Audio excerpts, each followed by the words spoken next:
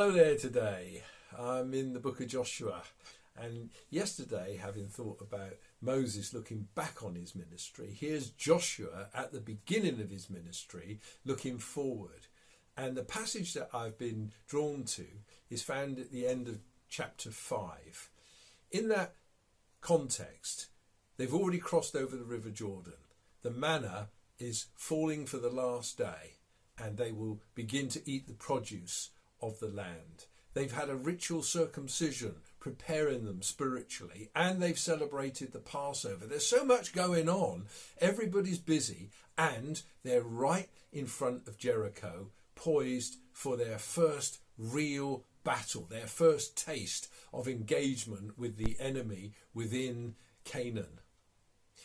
It must have been a time of increasing pressure on Joshua. He's been told at the beginning of the book, be strong, be very courageous, don't be afraid, be strong, be very courageous. 3 times God speaks to him and encourages him to be very valiant.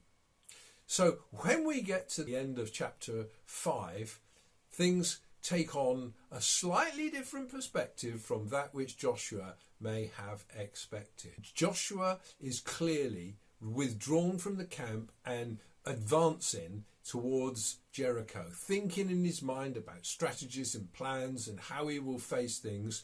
And there, suddenly, in front of him is a man with a drawn sword. And Joshua is unnerved by his presence. And his kind of instinctive gut response is, are you for us or against us? And the answer is stark. No. No, Joshua. It's not about you and whether anyone is for or against you. The battle belongs to the Lord. He's come as the captain of the Lord of hosts. Joshua falls flat on his face and asks, what message do you have? But the message that comes back, take off your sandals, is reminiscent of Moses' encounter at the burning bush. This is a holy place. This is a place of encounter. This is a place where Joshua is on his face before God. And that is where the victory is lost or won. It's not whether he's on your side, Joshua, it's whether you're on his side. The battle belongs to the Lord because it is the Lord's battle. There are certain things that we cannot do.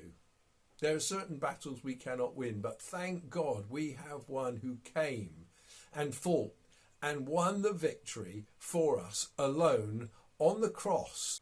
No one can add to what Jesus Christ has done on the cross. He fought for us alone and completely disarmed sin, death and hell forever, bringing us into a place of victory.